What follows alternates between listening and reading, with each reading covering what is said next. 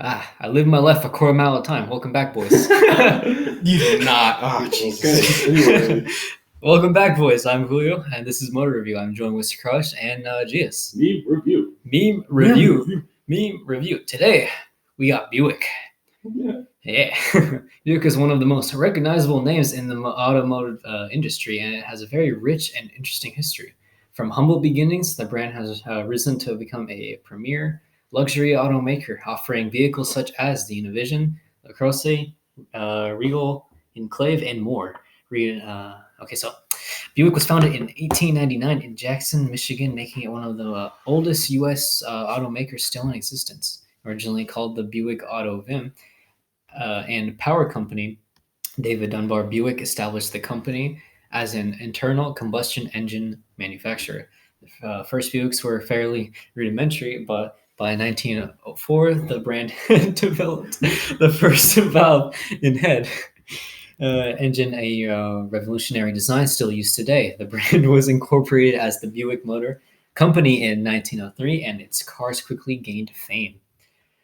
Some of the most iconic Buick models were made after World War II. These include the Roadmaster, the Skylark, the Rivera, and the Riviera Review. does things for me, I swear to God. Dude, it's just like big body convertible. You have to like this. That's how you cruise with It's like a that. low rider. It's like Mhm. and the unparalleled 1955 Buick Special. Car enthusiasts are always dying for a glance under the hood of the Special, a vehicle featuring the famous Fireball and Nailhead V8 engines. By the 1960s and 1970s, the brand became known for its performance designs as well as refined styling. Buick has changed over the years, focusing its energy on sophistication. In some ways, the company has always been known for luxury, but virtually all the models developed in recent years are built around refinement. This includes leather seating, chrome trim, the latest technologies, and true comfort. If you're looking for quality, then look no further than a Buick. so. It's a luxury beast. It's like an upscale Ford. No. Hmm. Back then, it was an upscale Yeah, Ford. upscale Ford. Yeah. Luxurious beast. The luxurious beast. Buick went from open cab motor cars to race cars, and now it offers some of the premier models in the industry. The current model year includes the Verano, Regal, Croce, the Encore, the Envision, and the Enclave. And stop by Lee The Beagle. Kinstall, GM, to learn more about the brand. All right, so going to the Yeah, 1950s, the Buick Roadmaster, the chopping grill. Yep. All right. Between the mechanics of 1949 or the 1950 Roadster, the 1949 model was an all-time low in sales with the 5.2-liter straight 8 engine aging a bit too prematurely. So Buick wisened up to the design and introduced 9 unmissable chrome teeth on the grill and the kind that jutted up and above it. Big old chompers. Big old chompers. Yeah, look at them. Look at them teeth. Look at them teeth. This 1950 model with the same engine no one seemed to like in 1949 became the face of Buick because of those teeth. The teeth. And sales jumped 38%. Damn. Goes to set that a wardrobe change can improve sellability. Lease of cars, the Roadmaster will always remain an iconic Buick, and those teeth were its crowning glory. Look at them teeth. Look at them teeth. Big old Nice smile. chompers. Big ass chompers. Big old chompers. In 1963, Buick Special Skylark, and for my title, I put Drunk on Power. The Buick Special took a break between 1958 and 1960, reappearing in 1961. This time it was all about performance and completely new styling. The full-size Special Skylark was retired in favor of the unibody wide platform, but even then, there was a sparkling surprise under the hood. Buick managed to fit in a 3.5-liter all-aluminum V8 mill, available in 2 options. Damn. Yeah. Big. Man, it's a small boy. In 1963 to 1965, the Buick Rivera, a beautacious ride. One of GM's most beautiful cars ever made, the second being the Corvette Stingray. The design floored most buyers. In the 1960s, most of Americans' homegrown cars were OTT, like the doomed Edsel line. The Rivera was like a breath of fresh air with spear-like fenders, sculpted sides, and a raised brow. The 6.6 to 7.0 liter nailhead V8 jetted out 325 to 360 ponies. Ponies. Yeah. Love horses. Which more than adequately powered this understated car. The 65 Rivera is considered even better than the 63 models, with the headlights getting clamshell covers and adding a subtle flavor of mystery to these already exotic beauties. In 1966, we had the Buick Wildcat GS. Pure potency. Yes, pure potency.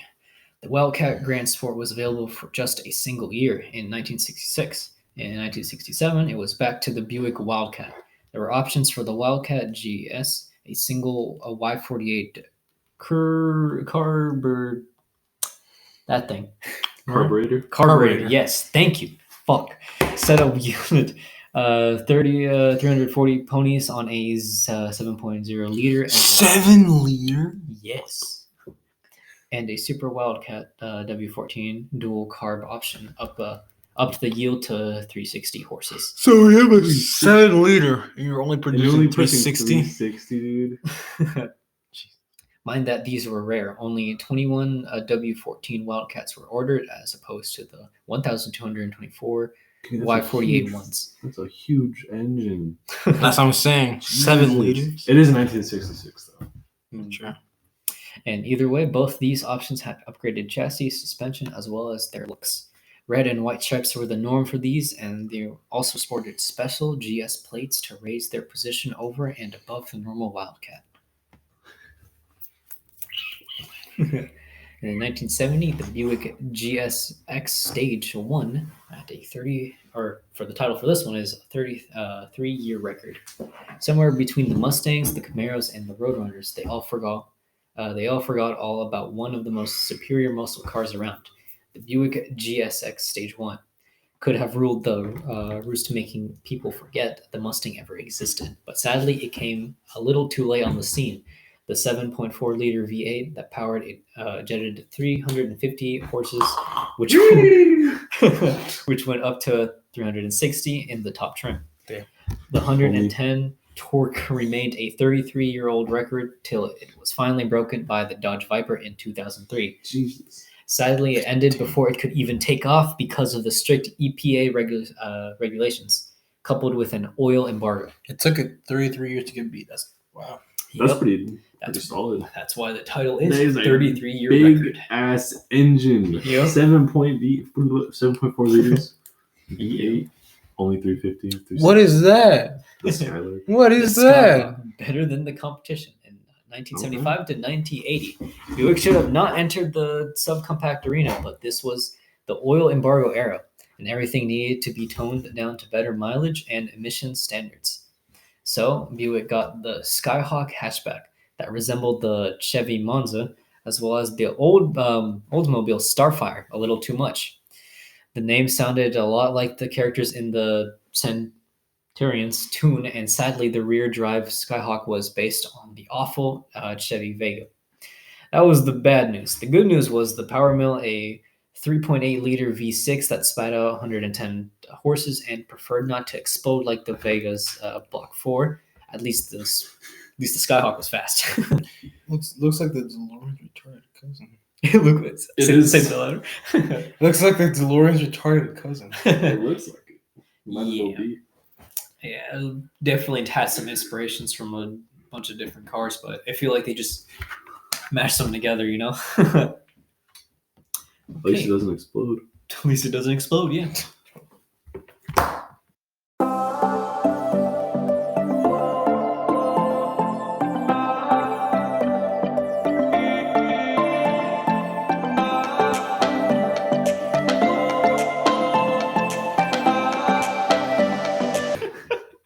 All right. Anyways, in 1986, the Buick Regal T-Type and Grand National 8 Corvettes. When the Grand National was introduced in 1982, followed by the T-Type in 1983, the interest was dull. This changed in 1986 when Buick added an intercooler to the V6 power mill and regulated the Corvettes to the too slow category. And we're not kidding. Camaros may not have eaten Mustangs for breakfast, as Chevy once proudly declared, but Grand Nationals did eat Corvettes for breakfast. In the 1986, the Buicks jetted 235 horses, which was bumped up to 245 horses. The very next year, and then 1987 was the last year for these cars, and when word spread, sales rocketed. 7,896 of these were sold in 1986, and in 1987, the number went up much higher, with more than 20,000 Grand Nationals reaching lucky owners. Continue. Okay. In 1987, we got the Buick GNX, and one of the fastest. Yeah. GX.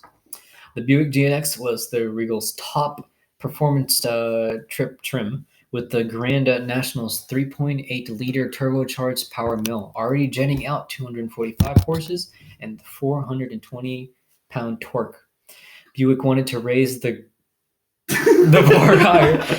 Just silence. The bar higher. Thus, the GNX or the Grand National experiment was born. Is this V6 or V8? This Mm. was It's gonna be V6, right? Because it says 3.8. This was a V6. Yes. That's a big ass V6. Yep. 3.8 liters. Yep. Dang. Buick undersold the horses at 276 and the torque at 360.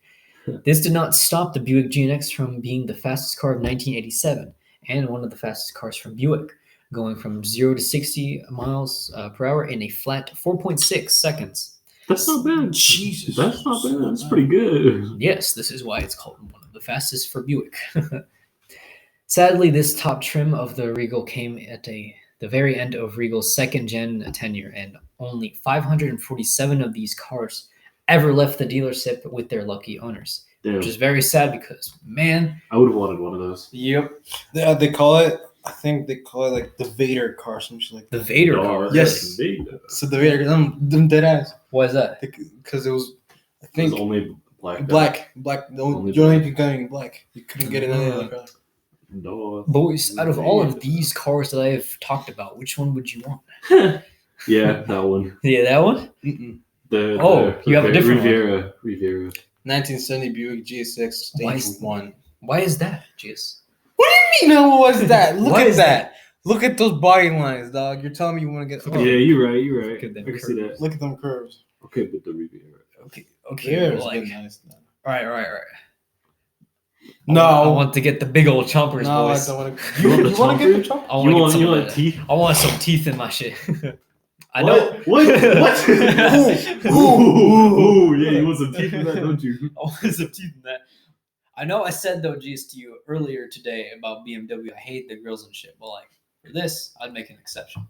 It's like a different type of grill though. Yeah, that's It's true. different. Because like for the new BMWs, they're too They're too long. they're too long Too for tall. me. Yeah, because like with BMW, like I like their grills like how they are, right? Yeah. But then they started introducing the new ones, and then they're like huge. I'm just like, bro, those look like nostrils. That's kind of We were looking at that during like third period, right? Yeah, we're looking at that through third period, right? When I accidentally clicked the My ass is so hot in these chairs. Yeah, but we were looking at it in third period, right? And I accidentally clicked like the pre-owned and shit and like certified pre-owned. And I was looking through all of the cars, right? And I kept looking at all of the ones with like the big nostrils, right? Big nose. Big nose ones, because like I don't know, man. It's just I can't vibe with it. It looks. Look, I don't know. It looks stupid. I can never really vibe with that because it's like taking way too much space, you know. Like I said, they look like giant ass nostrils. They are nostrils. Yeah. I don't know what BMW was thinking, honestly. To breathe. To breathe, that should need to But breathe. But not that damn big. But not that. I know, they don't have to be that big. No other car has them that big. Lexus took that big ass Yeah. Wait, really? Mm-hmm. Pull up an image for me. Pull it up, boy. Pull up the image. I need to see some big old nostrils in my cars. I can't spell SUV. I'm sad now. You pull Shut up. Shut up. SUC. Shut up. Loading. That is C. That. That's like the whole damn thing. Yes, But that's like a And- grill. It's not like two That's like separate that's things. true. and the It's tundra, not- and the it's- tundra. Hold on. It's not like BMW where there's like two big fucking things. In front. Yeah, it's not two. This looks panels. appealing though. To me, this looks sort of appealing. That looks scary, bro. I'd be scared of that thing. Imagine road rage against that thing. Yeah. What's it gonna do about it? What you gonna do about it? But for real though, Cry. honestly, BMW don't know what they're thinking about those. They're just doing the thing. Yeah, with Lexus though, it looks appealing. It looks somewhat Yeah, it appealing looks to me, appealing. right? It's just with BMW, it just looks awful. Because Yeah. it's split. It's the Yeah, fact that it's like yeah. split. That's true. Yeah. That's exactly true. Yeah, they're split, and with fucking like, don't lean back. Don't We don't want break another that mishap chair. back in Subaru. Nah. We'll break You another chilling? damn chair. Chill. Alright. But boys, what do you? Any final thoughts about Buick? It's like Site? It's really a grandma's car, grandpa's A car. grandma's now. car. Yeah. Oh. unless you got like the stage one. No, I'm talking like right now. Oh, right This now. stage, yeah. right now. this stage. Oh, yeah. This day and age, yeah. But like, And they're barely relevant. They are. that's true. Even though like Yeah, yeah, my yeah. shit said that, right? They became like very top notch. I don't know about that one. But yeah. Anyways, That was Buick. that was Buick. That was good. Thanks for listening.